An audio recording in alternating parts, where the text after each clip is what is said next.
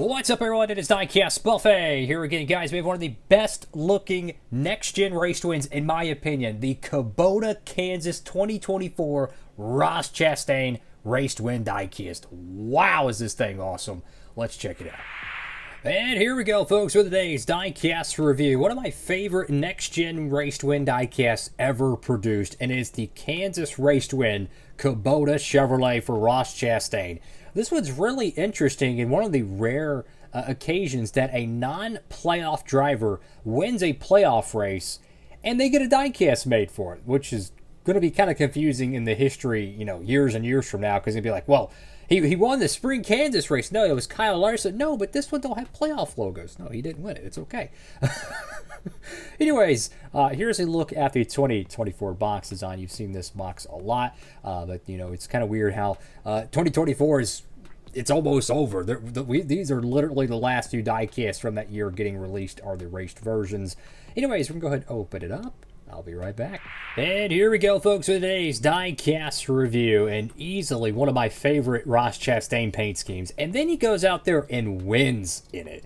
That is so freaking cool. The fall Kansas race, and wow, look at the sun visor on this diecast. Look how literally, like, what is it, 75%, 70-something percent of, like, the top of it is just completely covered with that printed, what do you call it, the windscreen.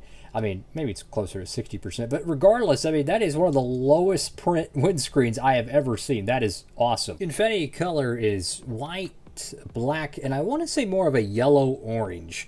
I think it's actually supposed to be yellow because if I remember correctly, it's the Hollywood Casino 400, and I want to say the logo for the event is black and yellow. I could be tripping on that. So you have Kubota right there in the hood, but you can barely see it, and I actually like that. I'm glad they didn't clear it off.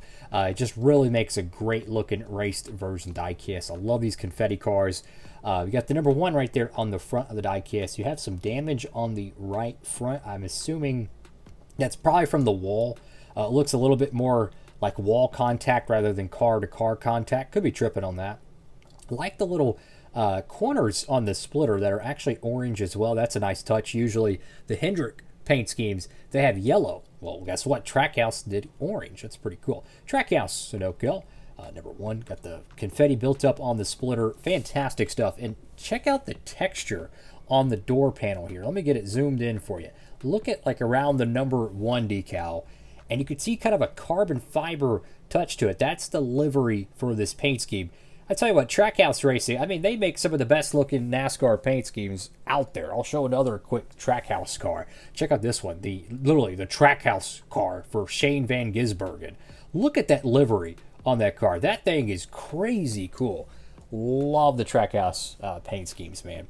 So glad this one actually won a cup race. Got the number 1 right there, which has that beautiful metallic orange. Love to see that, or chrome orange. Got the Goodyear decal, which, I mean, you can't even see. I couldn't even tell you what color the Goodyear. Yeah, it's this almost the same color as the confetti. That's actually pretty cool.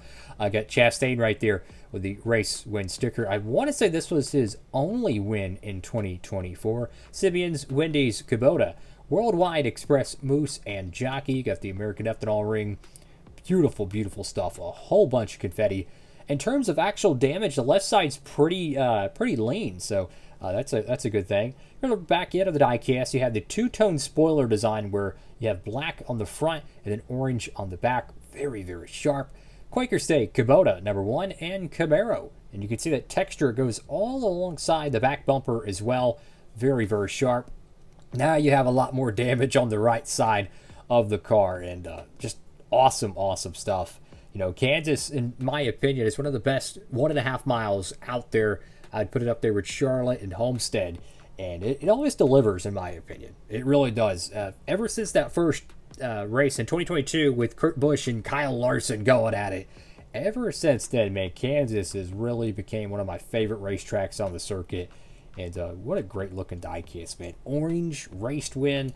It's not too common we see orange diecast or, orange cars win in NASCAR. I think of some of the Auto Trader paint schemes throughout the years, maybe a couple of Kyle Busch cars, but for the most part, since Home Depot left, there hasn't been a ton of orange paint schemes winning all the time, so I like to see it. Go to the top of the diecast. You have the black number 1 on the top with the orange on the side. Very well done color palette for this paint scheme. I feel like it's very spread out across the whole car. You have Kubota right there on the roof. There's a little bit of a gap where they would have the promo boxes on top of the car as he would hop out for victory lane. Then you have Chastain right there on the back window. You can barely read it because, yes, more confetti. And then you have Kubota right there on the deck lid.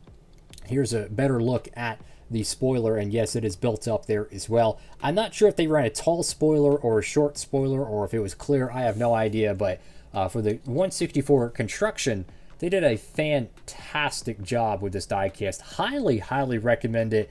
I have no idea if this is going to be in the NASCAR Winner Circle line.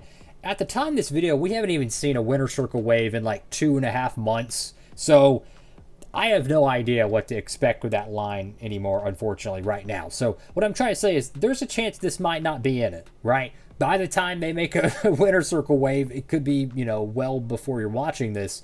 They might not even have a 2024 in there. Who knows? Maybe they will. I would go ahead and get it in the Gold Series, pick it up. Fantastic looking car. Highly, highly recommend it. I want to say the 124 got made as well, so that would be a great collection piece. And he's one in some of the best looking paint schemes in NASCAR. He got that win in Talladega in 2022 as well as COTA. Fantastic looking cars, right? And then he wins in 2023 at Nashville, and he wins at Phoenix in the Worldwide Express car, which it was that light bluish car. Beautiful, beautiful stuff. Then he wins in the Kubota car, right? And it doesn't stop there. In the Coke 600 in 2025, he goes out there and wins in the Patriotic number 1 car. So just remarkable choice of paint schemes to visit Victory Lane with. I'll show a couple other diecasts that have recently released here. We have the 2025 Chase Elliott Napa alternate paint scheme. Beautiful looking diecast for sure. How about this Mark Jerks Jr.? If we can go ahead and get it in the frame of the picture, that would be good. The Homestead 2017 car. So that's a throwback to his championship. And speaking of championship, we have Joey Logano in the 2024 Phoenix race win. So 2 fall late race twin diecasts right there. The Kyle Larson Roval, the Ricky Stenhouse Jr. Talladega. Those diecasts should be coming in pretty soon. And then we have a couple of 2025s right here. The Casey Kane Xfinity car. Oh my goodness. Casey Kane fans rejoicing. We showed this one earlier, but I'm going to show it again.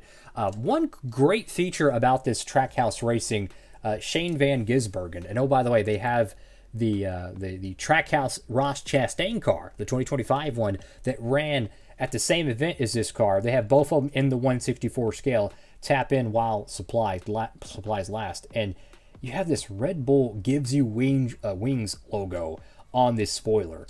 That is so cool, man, because a lot of other racing series, they do stuff like this, and NASCAR has never done like spoiler, true spoiler logos. They've done the winglets on the COTs, if you remember, but in terms of the actual blade of the spoiler, they've never done anything.